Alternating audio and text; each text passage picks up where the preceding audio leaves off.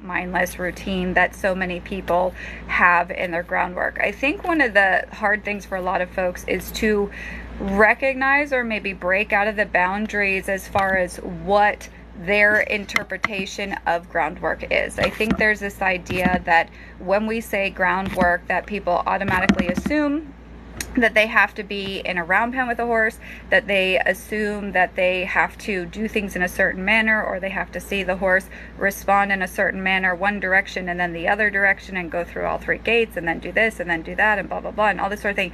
And that creates such limitation. Groundwork just means any sort of communication you're having with your horse on the ground.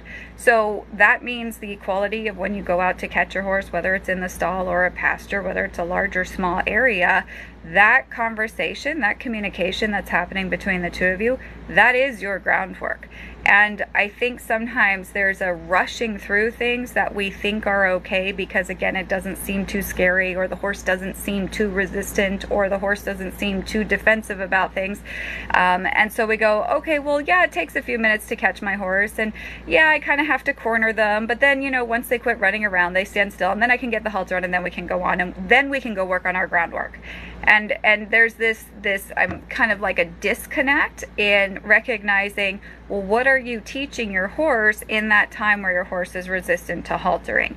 And I think there's a lot of opportunities that are missed in the everyday interactions that we could improve upon to better help our horse if we saw value and opportunity in the catching of the horse, in the quality of leading. How many times have you ever led your horse and associated that how you use the lead rope is preparing for how your horse responds to the rein?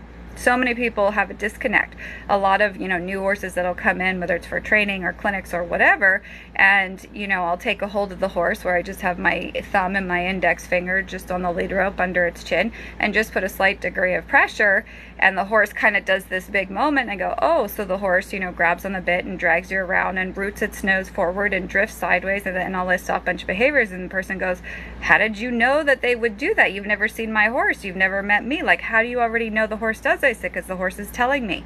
And this is one of the things that, again, I find people are not educated about, to recognize how many different ways you can check in and use communication to assess how does your horse feel about the aids you're going to need to use in the future before you're at that point of needing to use them. So every time I'm picking up the lead rope, in my mind, I'm really translating it as, and how would the horse respond to the rein pressure? And not out of a, is the horse yielding or dragging on me, but in the terms of how many different ways can I communicate different things. So there should be a separation between being able to direct that horse's focus before we move. It's like if you're driving a car, hopefully, I don't know, drivers nowadays, we don't really know, but if you think of making a turn, before you make that turn, you're going to put on your blinker to give some warning. Then you're going to use your steering wheel so that your car's tires are lined up with where you're going to want your car to go, and then you add gas pedal. If you think of riding a horse, there's no warning to the horse ever. There's very little quality steering wheel, and usually there's a whole lot of gas pedal no matter what. You'll often hear the answer from a lot of people teaching is add more leg, use more seat, drive him forward, keep him going, block his shoulder, move his hindquarters, do this, do that.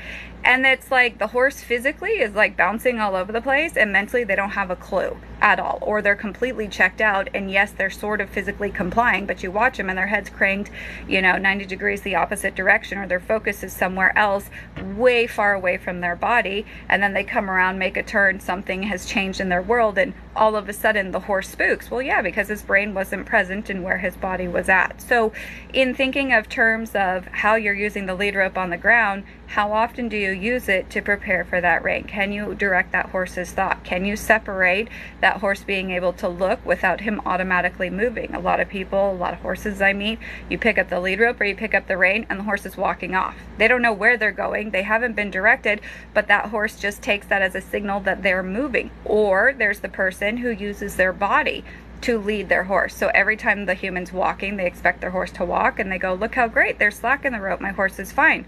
Go, okay, well, how does that translate to them when you're riding the horse? They go, well, what are you talking about? Well, how specific are you going to be when you ride that horse? And they go, well, I'll use my leg. Okay, so you're using your leg and you're yielding, the front end, or you're yielding the hindquarters, or you're slowing down with your seat energy, or you're increasing with your seat energy. When are you telling the horse's brain what it is that you want of him? And people go, well, what are you talking about? I go, you never gave that horse warning. You're not checking in to see what his counteroffers are. He may be standing right here, but if he's looking over there, focused on something 200 feet away, and you go to walk off in the other direction, is he ready? Is he balanced? Will he be soft? Will he follow the feel of your energy? No, he'll feel like he's dragging and he's leaking and he's drifting and all these unwanted things, and then we'll critique him for it. And again, that's addressing the unwanted resistant behavior rather than recognizing that behavior is like that because his mind is over there.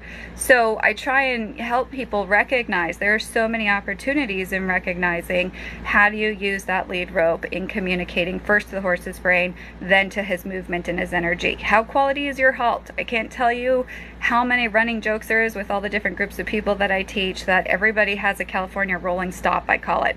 So it's where someone asks the horse to halt, or maybe they use their body to halt and they don't actually use the lead rope. We're saying again, if you're on the ground, and that horse takes that extra step or that extra step or two, or the horse takes a step at the human, where often people are always staying stuck on the left side and they kind of drift into the human, or they shove their nose at the human, or the horse has started off walking where they were behind the person with kind of the horse's forehead near the human's back, and then they like drift 3 steps ahead because the human has stopped their body, but the horse is slow, and then sort of drifted on by.